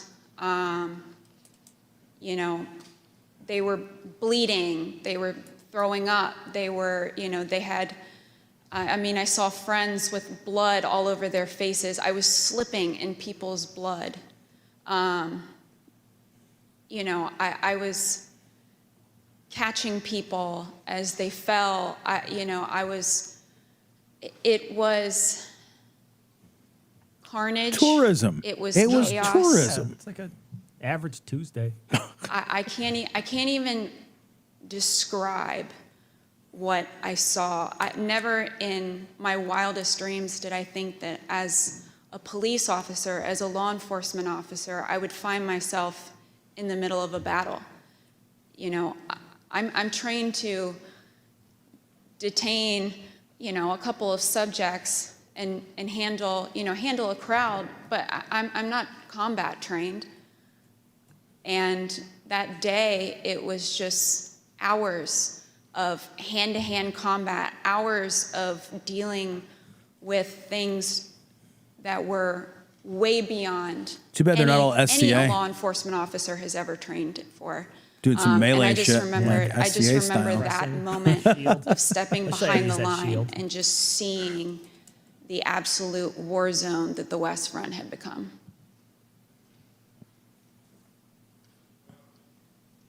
Turn your mic on. Let me thank There you, you go.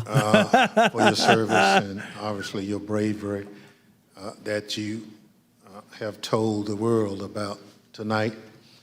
It's unfortunate that you had to defend the Capitol from fellow Americans. None of us would If you'd let them in, they just would have made America greater. that would have to happen. Again, Indeed. greater. So let me They were thank our beautiful witnesses people. for joining We love us them. tonight and sharing their experiences with America. Throughout my chairmanship of this committee, I've continuously vowed that this committee will ensure a comprehensive account of the heroic acts on January 6th, and that we will follow the facts wherever they lead. Your testimony is an essential part of that record and helps us do our job. Mr. Quested, thank you for sharing your footage and your account of the day's events. Begrudgingly. with us. The images you Felt like it. recorded Yeah. and have shared with the committee do a better job than any of our Yeah, man. words in It's awesome reinforcing footage. Yeah, it is. It's like the it's violence exactly of what you January need, you know. 6th.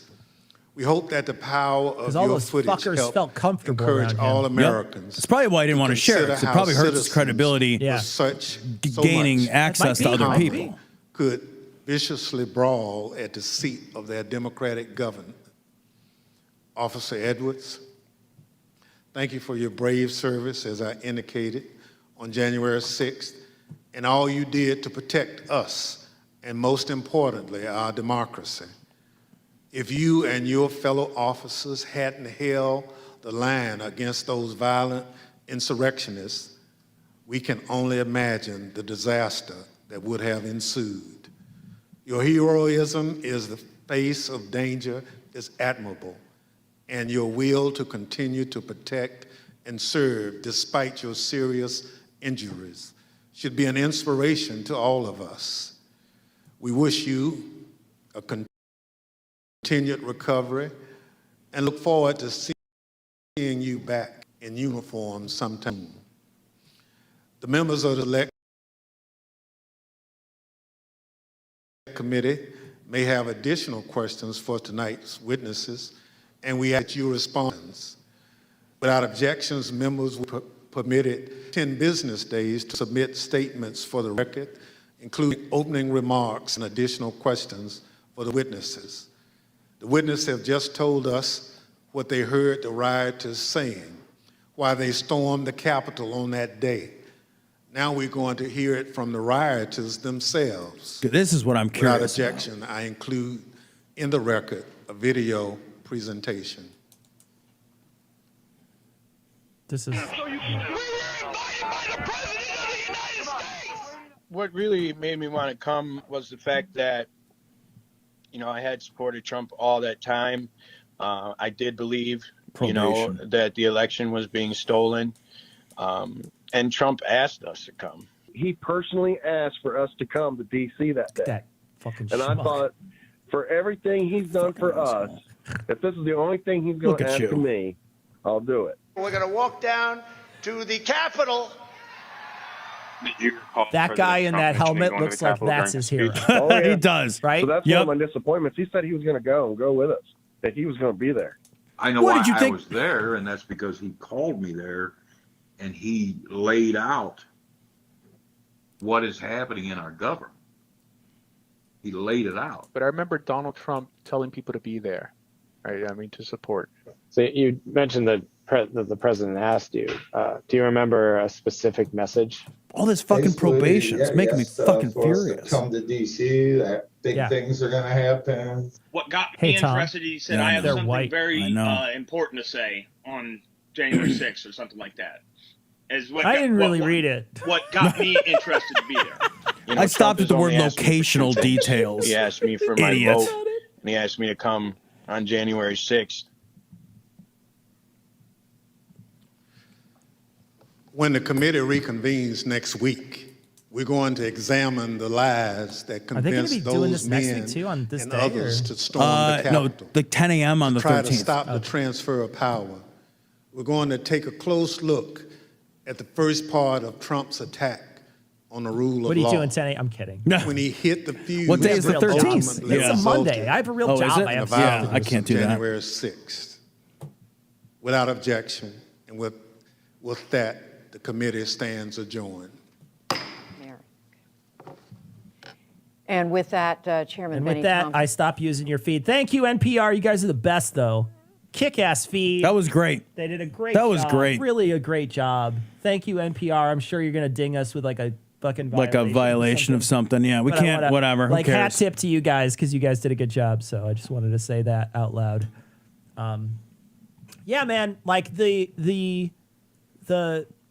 I'm going to put this on side by side so we can just look at it. God, this fucking hat looks like such The a hat's douche- fine, I look like man. such a The hat's douchebag. fine. All right, so here's the thing. That footage is exactly what you need to show, right? Yep. And you need to show it because it tells a story. And it tells that story because, you know, you can have these people relate their tales, but nothing tells that story as well as the stuff that actually happened that day. Yep. And people want to we want to see that, and we want to see those people use their own words as such. That's all damning. It's all so damning. And like you said, that guy got right in with all those people. He got right in with them. And they just felt free. They felt like they could go meet with a fucking oath keeper with an eye patch in a fucking parking garage. What is the world coming to when the bad guys have eye patches in parking garages? What the fuck is going on? I could tell you what.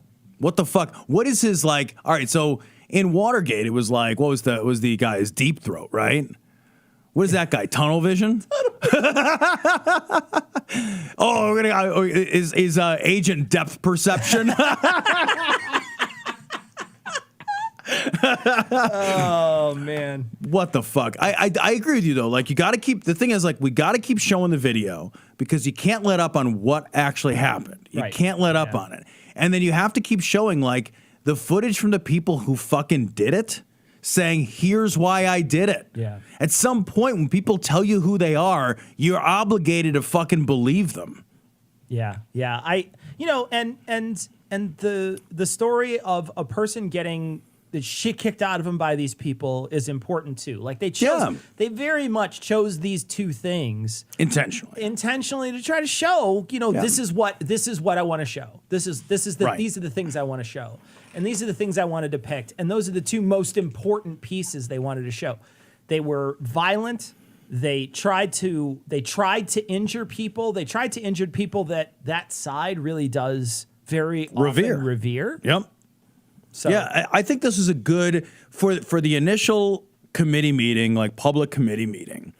I thought this was good. I think they laid out what they planned to do. They didn't do most of that work. Yeah. But they set the prologue here, I think, was an effective narrative prologue. Yeah. I think, like, all right, I'll tell you what, on the fucking 13th, I'm not going to watch it at 10 a.m. because I'll be at work. Like, I will watch it, though. I will watch it. I will watch it for sure. Yeah, I'm going to be working, too, so I won't have an opportunity but to I'll watch it. the shit out of it. But I'll watch it that day, and I'll make sure we talk about it. And this is something, too, that, like, unlike most of the stuff, I'll watch it and not listen to it. Yeah. Most shit I'll listen to. It's important. This is something I'll watch. It's important to watch. Yeah, for sure. Yeah. So we started the stream a little early tonight, guys, so we could cover this. I hope that we can maybe do another one of these if they show it in prime time. It's tough for Tom and I to do this. Yeah. So we just wanted to jump on it tonight to be like last minute thing. Let's do it. Let's do it. And like I said, I got fucking fresh stitches in my head. We didn't plan on this yesterday. So this is bad timing. Actually, we genuinely wanted to do this tonight, though, to try to at least do one of these. So I want to thank everybody for joining us for the stream that we did tonight. If you missed us earlier and you're expecting us to go on in a minute, we are not. Not going on in 1 minute. We're done. We're going to stop recording. We're going to stop doing this and start recording our show, which is what we normally do and when we normally finish before we ever do the stream. But we just did it backwards tonight, so we could just do this whole stream with you guys. Thanks for showing up. Thanks for hanging out. We missed your super chats. We're sorry. We love you guys. We love you. We appreciate your super chats. We love you. Thank you. You've got them? Ian, you've got them? No, I mowed my lawn in Crocs today, and now Tom owes me a pair of socks. You're not supposed to. God, you don't wear your socks and Crocs. The Crocs are a shame shoe that you wear without socks. You have to wear those as a shame shoe. Any more? What else you got? That's the only one I saw. I will check real quick. Keep doing the outro. Keep doing what? Keep doing the outro until you butt in with non-outro stuff. What happened? I mean, just put your fucking one wheel in reverse and let's wind this thing back, Ian. Here we go. What was your favorite part of the commission we just did, Ian? Do you remember? When the clown did the balloon animals. This is where they invaded. That was my favorite too. How it works. If I stall, should I watch? Should I watch the Front 242 video while I stall? Oh, what are we going to eat an egg? Yeah. Gotta eat an egg. You catch the man. It's Ian's favorite song. Tom, we just play it for him. Great new podcast, Tom. Yeah, Tom. Thank you guys. Your new dad podcast is tearing it up. It People is. are loving It is out, and I think it's hit a market that people are interested in. What is So, the podcast so they can find it? It's called Dear Old Dad. So it's myself, Thomas Smith, and Eli. We're just talking about our experiences. The other as two are parents. useless. They don't know just anything garbage. about parenting, and they're bad people. But Tom is worth listening to, so you should check it out for that reason. It is. It's been fun, and thank you to the guys for everybody that's given it a shot. We're grateful for it. Yeah, So, it's thank you. really it's tearing up the charts for us for a hot minute. Tom, you were number one in family. For 1 minute. We're like 1 minute. And then families heard it. Explicit podcast was number one in family. The explicit podcast, and Cecil, I had to arm wrestle real hard about this, but I did get our corporation name to be Daddy Issues That's LLC. fucking amazing. We couldn't name the podcast. Yeah. You guys, I want to name it Daddy Issues. It was taken, some weird sex show. And then I want to name it Call Me Daddy. Call Me Daddy. Also taken. You should have combined them. Call Me Daddy Issues. Call Me Daddy Issues. Call Me Daddy Issues. Should have combined it. I should do all my podcasts with you, Here's Cecil. the thing, Tom. If you have a child-free guy on there, I'm not sleep deprived. Right. So I can So you think of can these think things. properly. I can think of these things. So we should have Ian on. Dad Intentions. That's pretty Dad good, Intentions too. is good. Dad Intentions. That's Dad amazing. Intentions is good. In any That is case, good. download that stuff. Any more chats, Tom? Yeah. Or So from Anthony. Ian? Anthony says glory hole. Destin says for $6.66 for more gooder internets. Thank you very much. Yeah, no, Thank you. We only had one Here in hiccup. Michigan, we just had a Republican candidate for governor arrested for January 6th. Oh, I read about that. Yeah, I saw that. Yeah. Paul says, thank you for being awesome, glory hole. Baron says, I'm very angry about you trashing real pizza, but I'm still buying you guys a couple beers. Oh, thank you. Well, we ate real Stone pizza. Banana- Believe us. Stone Banana says, showing up because of a subpoena means a lot after the Trump admin wasn't showing up. Oh, I guess That's true. Yeah. A lot of those Guy fuckers could just are. been like, "Come get me, bitch! I'm in the fucking UK." I hope a bunch of those fuckers get arrested. Oh, that'd be amazing. I hope they get fucking So arrested. amazing. So amazing. And then the superior Ian says, Mister, I love guns, but I can't be trusted to handle them safely and shot my own eye out. That is true. Is that what happened That's to what him? happened. That's what He happened shot to his him. own eye out? Yeah, man. Yeah. With a gun? Yeah, How do you only get your eye? Well, first, Tom, you have to go outside and shoot an icicle, and then it falls and it hits your glasses. He really The last shot his own eye out? Shot his own eye out. I got shot in the eye with a gun, but it was a BB gun. It was by somebody else at least. And it didn't shoot your eye out. You just fucked your vision up for Right. the rest of your life. Yeah, That's different. It's I don't have a patch. It's different. Jamie. Is that it? That's it. Oh, thank you, everybody. We got to go. We got to record a show. We'll catch you next week. Yeah.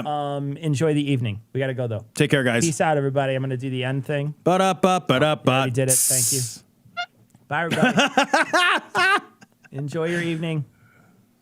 It's starting. Somebody said that they were worried about it taking a long time, but I thought I read that it's going to be done by September. Oh, good timing. So, good timing. This is what we right? talked about. Yeah. Like they might be timing it for the midterms. timing it. Timing it for the midterms. Yeah. All right. Bye, everybody. Bye, guys. Should we export this whole thing as audio for the listeners? I don't. It's not our audio. I don't know. What do you mostly. think? What do you think, Ian? I don't know. Chat, what do you think? What chat? Do you just either nobody will hear this or you will? Should the audio listeners get this? Or is it too long? Was it good? No, I think they should. It's Patreon. Yeah, It'll be fuck fine. it. Fuck it. It'll be Send it fine. out. Yeah. Let's do All it. right. Bye, everybody. They're gonna get it. Peace. All right, bye-bye. Bye, guys.